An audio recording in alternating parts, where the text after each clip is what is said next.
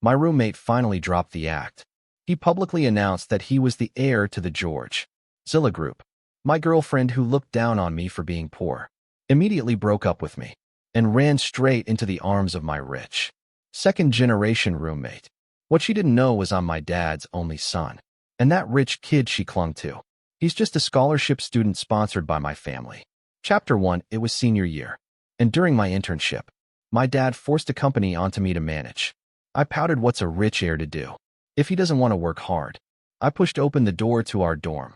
The loud chatter inside instantly came to a halt. Ethan shot a disdainful glance at the takeout in my hand. He sneered and said, "Lucas, we're about to graduate.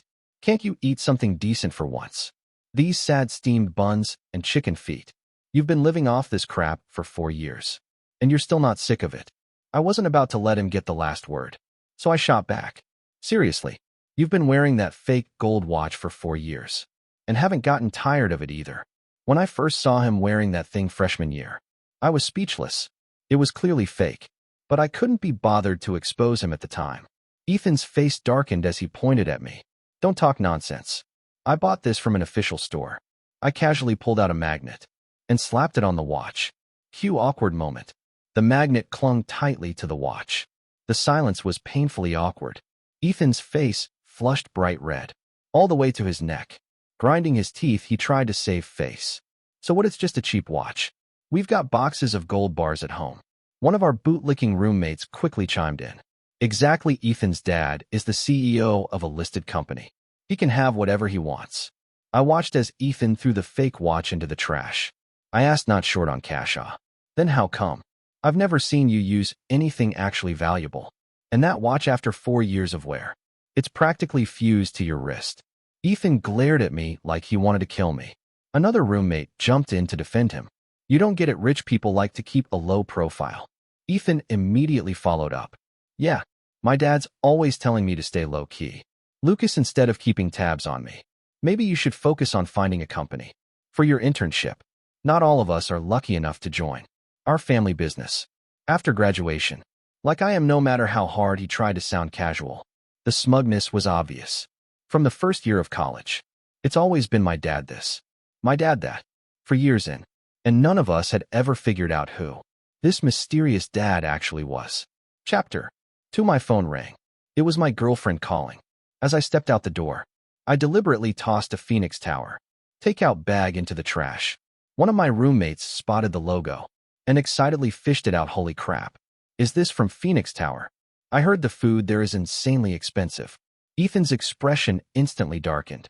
He clenched his teeth and said, "Must be a knockoff bag.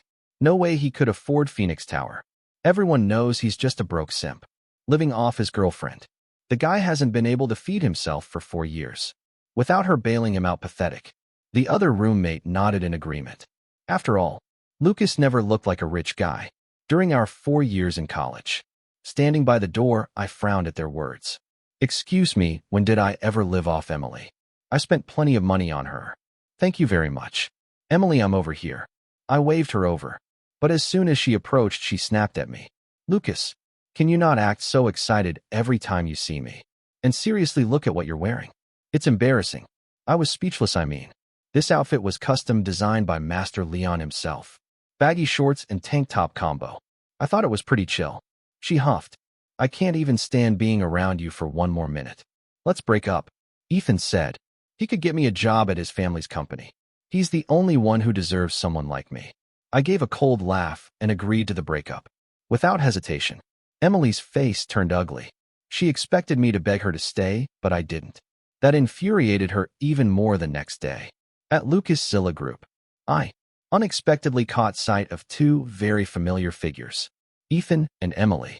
Shouldn't they be at his family's company at this hour? Why were they here? Ethan spotted me at the door and sneered. "What are you doing here?" "The Lucas Zilla Group isn't some place just anyone can walk into," I replied. "I thought you said you were going to work at your dad's company." "Don't tell me this is your dad's company." Ethan gave me a smug look, like I wasn't completely clueless. I was speechless. I was joking, but Ethan actually went along with it. Emily clung to his arm like a little lovebird and chimed in. "I only love Ethan. Don't embarrass yourself here. Just go find a construction site to work at. Or something. I still thought this had to be some kind of joke. Until Ethan pulled out a photo of him with my dad. My brain short-circuited. That really was my dad in the picture. Chapter 3. I couldn't even focus on work after that. I drove straight to the Lucas Zilla Group HQ. After asking around, I finally got the truth. Ethan was one of the students my dad had sponsored. I sipped my tea and asked, "So he's not actually some rich second-gen heir?" My dad shook his head. He told me, Ethan had 4 younger siblings back in the mountains, and he planned to keep supporting them through school. As well, he showed me the original photo. Same one Ethan had shown me. Except, this version had Ethan's entire extended family in. It turns out, Ethan had deliberately photoshopped his version. I told my dad all about Ethan's behavior at school. He was furious. I quickly calmed him down. "Don't get angry, I'll handle it. Just play along with me when the time comes."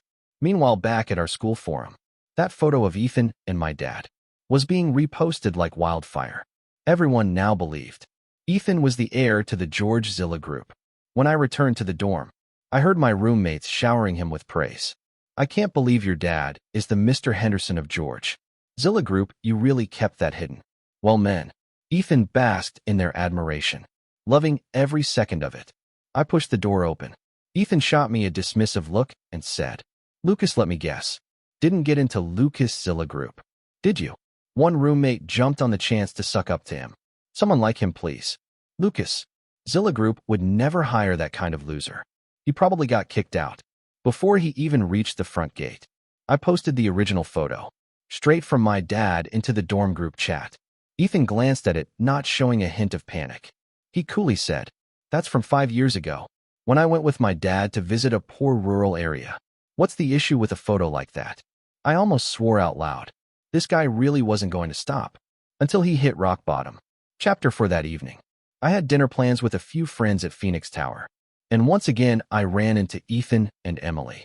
This time I was decked out in designer brands. And I clearly saw the surprise flash across Emily's eyes. Ethan smugly bragged to me a girl like Emily, a real rich heiress, isn't just going to fall for anyone. We're perfectly matched. Rich heiress. If she were really from a rich family, would she be constantly finding excuses to make me spend money on her? One day she was hungry. The next her phone credit ran out. Then she had nothing to wear or ran out of makeup. She even asked me to buy her a gift for Ancestors' Day. I smirked. "Rich heiress, that's hilarious." The line was loaded with sarcasm. I walked past them, head held high. Emily hadn't snapped out of her shock yet. She frowned and muttered, "What's with him? He looks like a completely different person. Almost like he's actually rich."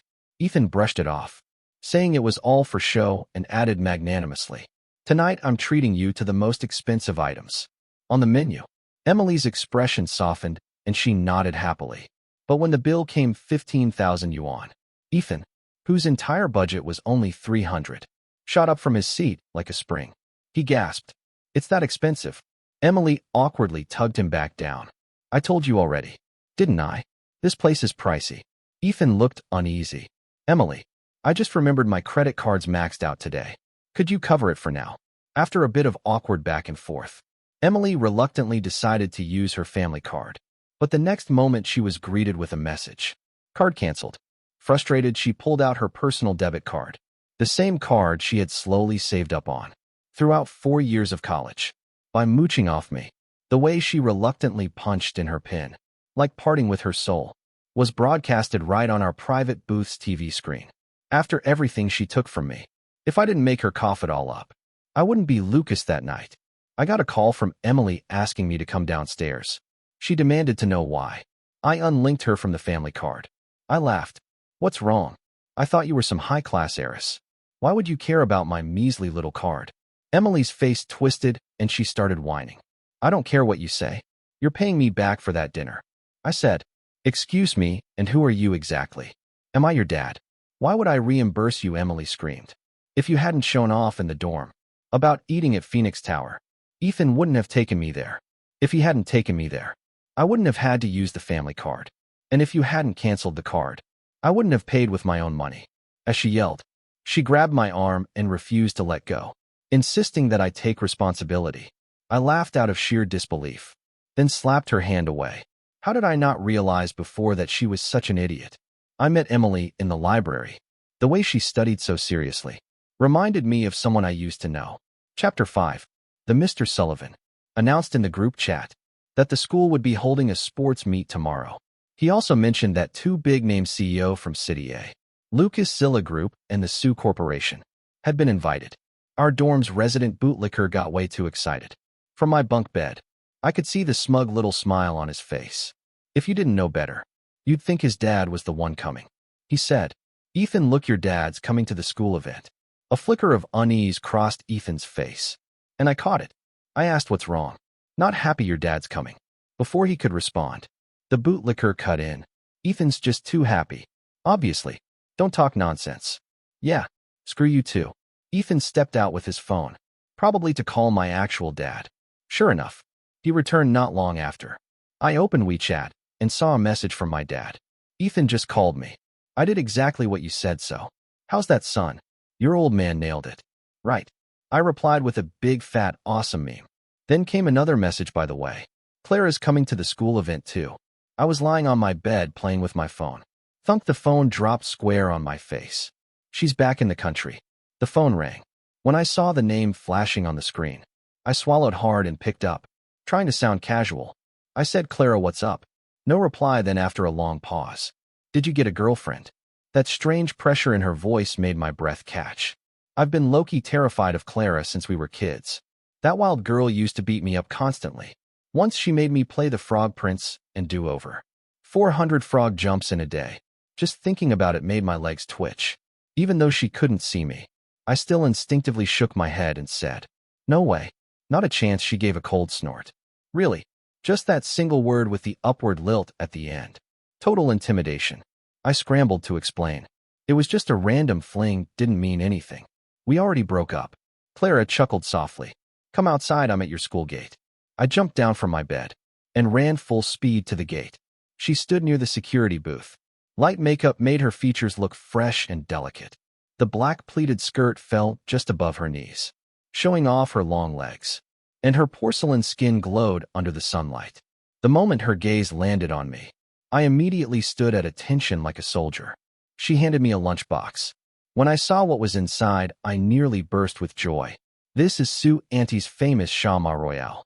"Right. I thought she was still overseas." "Did you seriously bring this back?" "All the way from abroad." Clara scoffed, getting all excited over a bit of food. "Huh, I couldn't wait." I popped one into my mouth. The familiar taste exploded on my tongue. "I mean, of course I'm excited. It's been years since I last had this," I said. Her voice lowered, as soft as a breeze brushing past my ear. "Well, you're in luck from now on. There's plenty more where that came from." I looked at her, and our eyes met, locked just like that. Chapter 6. I lay on my dorm bed, staring at the ceiling for a long time, unable to snap out of it. I touched my right cheek, grinning like an idiot. The warmth of Anna's lips still lingered there. Just earlier, she suddenly stood on tiptoe and kissed me. Thinking about it made my chest burn. Did that even mean? I immediately went online and searched. What does it mean when a girl kisses you first? Netizens responded with gems like, "She just wants you to spill gold coins." And another, "Bro, you were dreaming." I rolled my eyes as I kept scrolling. One comment made me stop. "Obviously, it means she likes you. Likes me. Clara likes me." Chapter 7. After a completely sleepless night, I showed up at the sports field with panda eyes. Ethan was surrounded by a group of people, all fawning over him. "Your dad's really generous. New laptop, new phone, damn." Another chimed in, "Yeah, not like someone who's so stingy. He couldn't even spend on his girlfriend. No wonder she dumped him." Someone else added, "Emily was smart to pick Ethan. Now that's what you call a good match." Ethan patted the guy's arm like a saint. "Hey now, don't say that. It's not Lucas's fault he's poor. If we can help, we should." As soon as he said that, the bootlickers around him turned their noses up at me. Ethan added with a smirk, "I've got some old clothes and pants I don't need. I'll give them to you later. And you can have the half-used shampoo in the bathroom." To that look on his face, like a nobleman tossing scraps to a beggar, he glanced at me smugly, as if waiting for me to break. I swear, that face was begging for a punch. Just then a stir erupted at the school gate. My dad had arrived. Ethan rushed forward enthusiastically to help him out of the car. To everyone watching, the scene looked like the perfect father-son reunion. The bootlickers swarmed over too, all calling uncle like they meant it. My dad nodded politely at them. Ethan, clearly worried someone would say too much, quickly leaned toward my dad and said, "Let's head over there and sit for a bit." My dad held up a hand to block him. Frowning, "I'm here to see my son.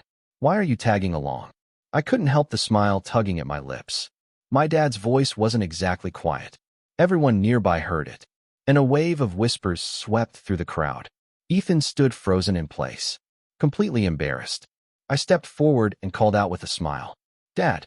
My classmates stared at me in utter shock. Chapter 8. I put on an innocent face and asked, "Dad, do you know Ethan?" Before my dad could answer, Ethan clenched his fists and cut in. "Of course he does. Lucas, what's with the weird question?" People around us started whispering. "Lucas must have gone crazy. Maybe he's just jealous of Ethan." Another added, "This is so embarrassing. Look at Mr. Henderson's face. He's clearly pissed." But my dad just smiled and patted my shoulder. Turning to my classmates, "My son Lucas has always been a handful. If he does anything out of line, I hope you'll forgive him. I'll treat everyone to a nice dinner sometime." The crowd gasped. They thought they'd misheard. Ethan's eyes widened in disbelief. Our bootlicker roommate even pulled out the infamous forum photo and, still clinging to hope, asked, "Uncle, aren't you Ethan's father?" My dad glanced at the post, face darkening, and scolded, "I sponsored your education so you could study. This is what you've learned." Sponsored. The moment that word dropped, everyone's expression shifted. Ethan panicked and turned the blame on me. "Lucas, I didn't know you were Mr. Henderson's biological son. Mr. Henderson has always treated me well, and even mentioned more than once that he hoped I could be like a son to him. If this upset you, I sincerely apologize." With just a few words, he tried to paint himself as the victim and stir sympathy, but my dad's eyes were cold. "Now, when did I ever say something like that?" Ethan bowed again and again. "I'm sorry. I'm really sorry." My dad's sharp gaze swept over him. "Ethan, what I did say was, you're a good kid, and your parents are lucky to have a son like you. That's what I actually said." "Isn't it?" the crowd murmured. "Mr. Henderson never said any of that. Ethan was just fantasizing. Shameless, stealing someone's dad to fake being rich. That's a new low." The words were like knives stabbing into Ethan's pride. He stumbled back a step, then fled the crowd in total humiliation. Suddenly, someone in the crowd shouted, "Wait a second. Has anyone noticed that Lucas Zilla Group is literally named after Lucas?" I ignored the room full of brown nesters and took my dad to sit at the VIP seats. He said, "Lucas, I'm going to stop sponsoring Ethan." With a sigh, he added, "I never thought that sweet, sensible boy would turn out like this." I knew my dad had always placed high hopes on the kids. He sponsored Ethan was the first stain on that record. "I support you, Dad," I said firmly. Just as the words left my mouth, a lunchbox appeared in front of me. Clara had appeared beside me out of nowhere. Thinking about last night still felt like a dream. My dad chuckled knowingly, clearly picking up on the vibes between us. Clara blushed and said, "Today it's pineapple buns." I smiled, "Thanks, Energia." Just as I opened the box to take a bite, someone snatched it right out of my hand. When I saw who it was, I snapped, "Emily, are you insane?" Emily glared at Clara, full of suspicion. "Lucas, who is she?" Then with pure spite, she threw the pineapple bun to the ground. "What the hell?" I completely lost it. Smack, I slapped her across the face. She stumbled and hit the ground hard, grinding my teeth. I said, "Emily, I don't want to curse at you, but can you act like a human being for once? Touch my food again, and I swear you won't see another day." Emily got up and clutched my arm. "Lucas, I was wrong before Ethan tricked me. Please give me another chance." I sneered, looking at her like the pitiful clown she was. "Oh, weren't you telling everyone? I'm a stingy loser who wouldn't spend a cent on you." She bit her lips, speechless. I continued, "Have some shame, will you? When we were together, I even paid for your freaking tampons. Every single day, you came up with some excuse to squeeze money out of me. Even during Ancestor Worship Day, a festival for the dead, you asked for gifts. What's next? Want me to burn you 2 golden ingots in the afterlife?" By now, all the students had taken their seats, and I intentionally raised my voice. People whispered, "Can't believe Emily's that kind of person. She and Ethan really are a match made in hell. One's a gold digger who mooches off guys and trashes their names. The other's a fraud, stealing someone's dad to pretend to be rich men. If it were me, I'd demand every single penny back from her." No way I'd let a gold digger off that easy. Someone added. Exactly, Lucas should take it all back. I raised an eyebrow. Not a bad suggestion. Emily shamelessly switched to full-on audacity mode and shouted, gifts are already given. There's no reason to take them back. Lucas, as the heir to the Lucas-Zilla Group, you definitely wouldn't do something like that. Oh, moral blackmail. As long as I have no morals, no one can blackmail me. Chapter 9, I said coldly, wow, Emily. You really are trash. You were already messing around with Ethan before we even broke up, weren't you? Emily's eyes darted, avoiding my gaze, but she still tried to deny it. Then, her gaze shifted to Anna, and she snapped back. As if you didn't cheat on me first. Who's she, your side chick? Seeing my fist nearly ready to fly again, our Mr. Sullivan stepped in and barked. Emily, watch what you're saying. Lucas is the heir to Wong Corporation, and that's Clara, daughter of President Sue. Show some class and don't embarrass the school. Clara stood up, walked over, and casually wrapped her arm around mine. I'm Lucas's girlfriend. Got a problem with that? Emily opened her mouth to argue, but when she caught the look in my eyes, like I was ready to throw hands again, she quickly shut up. After a few seconds, she muttered one last line. Plain pitiful, Lucas, I know I was wrong before. I'll do whatever it takes to earn your forgiveness. But my mind was elsewhere. Wait a second, did Clara just say she's my girlfriend? I could barely contain the excitement bubbling inside me. I waved Emily off. Annoyed Emily, get lost, seriously now. Chapter 10. While watching the sports events, my dad glanced down at the one remaining pineapple bun in my hand. Clara really knows your taste. You probably don't know this, but she learned to make that from her mom. I stared at Clara in disbelief. You made this?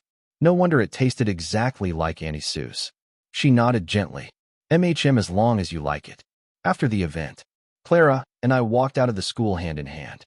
I hesitated for a moment and asked, earlier when you said you were my girlfriend, was that real or just to help me out? She stood on tiptoe, wrapped her arms around my neck, and kissed me again. Then she whispered, after all these years, you still haven't figured out how I feel. I shook my head. Honestly, no, I hadn't. Back then, Clara used to train me like a dog. I didn't even dare to think she liked me. Clara pouted. Guess I've been using the wrong methods. When we got back to the dorm, the hallway was packed, and right at the door there was Emily, kneeling on the ground in dramatic tears, putting on the biggest pity show of the decade. The moment she saw me, she scooted closer on her knees, sobbing, Lucas, I was blind before. Can you please give me another chance? I hadn't seen someone so shameless in years. I frowned. Emily, dignity is a beautiful thing. Try wearing some next time you leave the house. But she didn't get mad. She just kept crying and begging. I know you still have feelings for me. I'll do anything if you forgive me. I rolled my eyes and thought for a second. Really, then tell me. How can I trust you won't stab me in the back again? Emily's eyes lit up. She thought she had a shot. Lucas, I'll prove it. However you want. I'll do it. I pulled out my phone and opened my payment QR code. Easy first. Pay me back for all the stuff I bought you. Emily hesitated. If I pay you back, will we really get back together? I was done. I closed my phone and turned to leave. She panicked and grabbed my arm. Okay, fine, I'll pay you back. Between marrying into a wealthy family and giving up a few grand, she knew which to choose. The sound of the payment notification rang out. Debt cleared, and the very next second I shoved her away, grinding my teeth. I snapped, Emily, go take a long, hard look in the mirror. If I ever see your twisted little face again, I swear I'll slap you every time. Now truly pissed, blocked my path. What do you mean by that? I dare you to hit a girl in front of all these people. I didn't even bother arguing. Smack backhanded her right across the face. No one tried to stop me. In fact, the crowd broke into applause. Nice one. Emily realized she'd walked into a trap. She glared at me with pure hatred. I raised my hand again. Want to call Clara? Go for round 2. She scrambled away, clutching her cheek. Turns out someone had filmed the whole scene and uploaded it online. Public outrage exploded over Emily's behavior.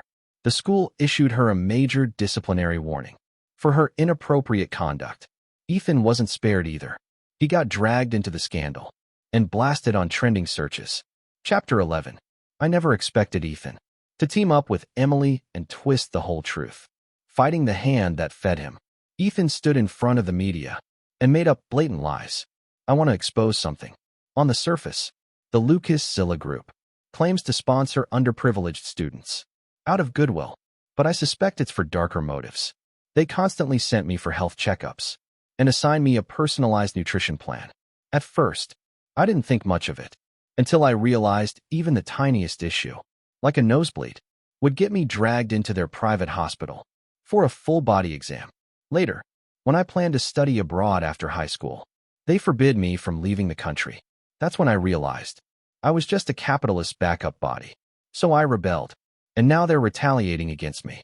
The moment his statement dropped online, opinions became sharply divided. Lucas Zilla Group stock prices began to fall rapidly. In our office, Ethan's video played on the big screen.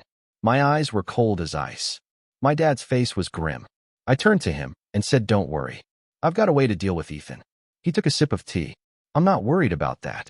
I'm just worried your mother's gonna see this and get all worked up again. Then, I'll be the one suffering when she takes it out on me." I grinned and exposed him. "You just don't want to end up kneeling on the washboard again." He coughed awkwardly. "Clara's still here. Give your dad a little dignity, huh?" Clara and I were holding hands, locked in our own little world. I ordered the Lucas Zilla Group's PR department to release an official statement. "All of these accusations are defamatory, and we will pursue legal action against those responsible, including online trolls. Cyberbullying ruins lives, and a keyboard shouldn't be a shield for slander." Meanwhile, Emily tossed her phone on the table in front of Ethan. Panicked, "This has gone way too far. How are we supposed to fix this?" But Ethan didn't look worried at all. He smirked. "Relax, I've already hired internet trolls to control the narrative. As long as I stick to my story, Mr. Henderson will have no choice but to beg me. Then we'll be the ones naming our price." Emily, comforted by his confidence, calmed down. She hadn't forgotten the humiliation she'd suffered the last couple of days. She muttered, "Once the pressure's high enough, I'll threaten Lucas into getting back with me. Then I can marry into a rich family and finally become a real socialite." Chapter 12. The next day, the situation escalated even further. I called Emily and asked her to meet up. She looked at me arrogantly. "Lucas, if you're willing to admit you were wrong, I might consider talking to Ethan on your behalf." I calmly pulled out a legal notice from my bag regarding the defamation you and Ethan spread about my father. "We have all the evidence due to the damage you caused, including the stock drop. We'll be seeking compensation through legal channels." Emily broke on the spot. She grabbed the documents and shouted, "Lucas, how can you be so heartless? After everything we've been through." I wasn't in the mood for her crap. I grabbed the glass of water from the table and splashed it in her face. "You've got jokes. You think you have the right to talk about everything we've been through." I grabbed my coat and headed upstairs to a private booth. Delivering the legal notice wasn't the real reason I was here. A few minutes later, a waitress came to ask about the bill. Pretending to trip, she accidentally bumped into Emily and subtly planted a listening device on her jacket. It matched the fabric perfectly, completely unnoticeable. The waitress came upstairs and gave me the signal. I handed her 2,000 yuan in thanks. As I predicted, Emily panicked and rushed back to confront Ethan. She said Lucas filed a lawsuit against us. He said he has proof. "Ethan, if you're going down, don't drag me with you." Ethan remained unfazed. "Emily, chill the hell out. As long as I stick to the story, and with the army of paid trolls I hired, they won't be able to fight back. We'll drown them in spit, one netizen at a time." Listening to their pathetic little drama, I saved the entire recording and forwarded it to our PR team. I also contacted his troll factory and got their chat logs. All of it went public. The internet blew up. Mr. Henderson Wong sponsored an ungrateful traitor. He turned around and spat in his face. He even dared to frame someone like that. What a vile human being. How can someone like that stay in Peking University? Kick him out. The school was under massive pressure. Given the severity of Emily and Ethan's actions, the university expelled them both. I went to the police and handed over all the evidence. When the authorities moved in to arrest them, he found Emily, but no sign of Ethan. He ran. Chapter 13. I was on my way to class when suddenly, a cold blade pressed against my back. "Ethan, long time no see, but you never thought you'd end up in my hands." "Huh, Lucas." He was still wearing that same outfit from the sports meet. It reeked. His hair was a mess. His face unshaven. A total wreck. I said flatly, "Ethan, Are you trying to get yourself killed? He jabbed the knife into my back. I've got nothing to lose. Everyone's cursing my name online. My future's screwed, no job, no dignity. What am I supposed to be scared of now? He suddenly yanked me backward, locking my arms behind me, and dragging the blade across my face. And hey, let's say it's 1-for-1 your life for mine. Sounds like a good deal to me. I felt the warm trickle of blood run down my cheek. His movements caught the attention of nearby students. A girl took out her phone and immediately called the Mr. Sullivan and school authorities. I looked for an opening to break free. Ethan, I said, your family situation sucks. Sure, but didn't my dad offer you a position at Lucas Zilla Group? You could have easily made a living and taken care of your siblings. He snarled, shut up. A job, that joke of a position wasn't a job. It was a dead-end desk gig. Why do you get to be born with a silver spoon in your mouth? The heir to $1 billion company. And me, I have to beg for scraps from your family. Life's not fair. I shook my head. Greed will swallow you whole. The Mr. Sullivan arrived and turned pale at the scene. Ethan, let's talk, okay? If you're upset, we'll figure it out together. Just don't do anything stupid, Ethan snapped, waving the knife wildly. Back off, or I'll kill him. The Mr. Sullivan made calming gestures. Let's talk this through. Slowly, Ethan began ranting. Why does Lucas get all the school honors? Why is everything handed to him? The Mr. Sullivan replied. He earned all those awards. They're from citywide competitions. We don't get to decide the winners. Ethan put down the knife. Let's talk in my office. Ethan refused. He turned the blade toward the Mr. Sullivan. That was my chance. I grabbed his wrist, twisted it back hard. Clang, the knife dropped. Someone must have called the cops, because they arrived fast. As Ethan was dragged away, I looked into his eyes. Rage and hate. He would never understand where he went wrong. I was sent to the school clinic to treat the cut on my face. The Mr. Sullivan stayed with me, worried I'd been traumatized. I reassured him. I'm fine, really, don't worry. Suddenly a figure rushed in. Clara. Her eyes scanned me head to toe. She looked genuinely shaken. I pointed at the gash on my face and joked. This'll probably leave a scar. People might think I'm some gangster boss. You sure you're ready to be the boss's girl? Clara gave me her answer with action. Good thing the Mr. Sullivan had just left, or I'd have died of second-hand embarrassment. I pinched her cheek gently to reassure her. Does it hurt? She asked, voice full of worry. I shook my head. Just a scratch, I'm okay. Court day arrived. I sat quietly in the gallery. Plenty of witnesses had seen Ethan's attack. He was convicted quickly. 5 years in prison for attempted assault and defamation. He cussed everyone out. Didn't care who was in front of him. Still playing the victim. Still crying for revenge. His elderly parents knelt before me in tears, begging for mercy. I said calmly, Sir, ma'am, Ethan is getting what he deserves. If you do something wrong, you take responsibility for it. They had pinned their hopes on Ethan, helping the family after graduation. Now, all of that gone. As I walked out of the courthouse, I could still hear their sobs. But truth is, they shared the blame. Ethan became what he is today, in part because they never taught him right from wrong. Emily, charged with defamation, was sentenced to 1 year in prison and fined $500,000. Her family wasn't wealthy to begin with. There was no way they could pay that. They had to sell their house just to cover her mess. Her mistake became their burden. Chapter 14. After graduation, I managed the company my father gave me. With great efficiency, City A's business circle gained another President Wong, one whose style was strikingly similar to his father. Swift, decisive, no nonsense. 5 years later, my father officially handed over full control of Lucas Zilla Group to me. He and my mother set off to travel the world, finally living the life of leisure they deserved. I glanced down at the invitation in my hand. Another social dinner tonight. I slipped into a sleek black suit, understated yet elegant. My car pulled up in front of a 7-star hotel. The moment I stepped out, a hostess opened the door for me. Welcome, sir. The voice was strangely familiar. I looked up. It was Emily. She looked pale and worn, all her youthful charm long gone. The moment she recognized me, she turned and fled like a ghost had just appeared. Inside, I smoothly navigated the social scene. When I saw Clara reaching for a glass of wine, I stopped her immediately, frowning. Babe, you're not supposed to drink while we're trying for a baby. I handed her a glass of fruit juice instead. Laughter and teasing rippled through the crowd.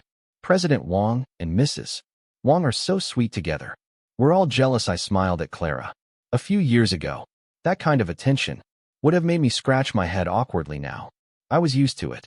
I responded smoothly, oh, Mrs. Chan. You're too kind if anyone should be envied. It's you. Everyone in City A knows your husband treats you like royalty. After some polite small talk on a yawn, I escorted her out lately. She'd been feeling tired all the time, no matter how much she slept. Maybe it was just seasonal fatigue, I thought. At the hotel entrance, a commotion nearby caught my attention. You idiot. I told you to stay at the door and greet guests. What were you thinking? Crying and throwing yourself on people's cars. Are you mentally unstable or something? Go get help. This is a workplace, not a charity. It was Emily, red-eyed and trembling. I'm sorry, she whispered, I'll pay for it. Her supervisor was furious. Do you have any idea how much that car costs? Even if you worked for 10 years, you couldn't afford the damage. Emily didn't even dare look up. When the manager noticed me, he rushed over, bowing, I'm terribly sorry. Mr. Wong, the new hire, didn't know better. She accidentally scratched your car. She'll pay for it. I frowned. It's fine, forget it. It was just a scratch. No big deal. More importantly, I didn't want to have anything to do with Emily anymore. As I got into the car, I faintly heard the manager say she'd been fired. Clara held my hand and pouted. I'm so sleepy, let's go home. Okay. Something clicked in my mind. I said, babe, let's go to the hospital tomorrow. She nodded okay. She knew what I was thinking, because she was thinking it too. The next day, we went to the hospital for a checkup. While waiting for the results, my palms were sweaty from nerves. On my way to the restroom, I passed a hospital room and froze at what I heard. You owe money. You pay up, quit playing dumb. Peeking through the glass on the door, I saw men lying in bed, one leg in a cast. Ethan, another man, stood over him, shouting threats. Turns out, after getting out of prison, Ethan had been obsessed with getting rich quick. But instead of success, he fell deep into gambling. As expected, he lost everything, including his family's last savings. Then came the loan sharks. Unable to pay, he tried to run. They caught him and broke his leg. If I catch you trying to run again, the men growled. It won't just be one leg next time. Ethan didn't fight back. After they left, he turned away, shoulders trembling in silence. Chapter 15. The test results came back. I stared at the word pregnant on the report. I was over the moon. Right there in the hallway, I lifted Clara up and spun her in circles.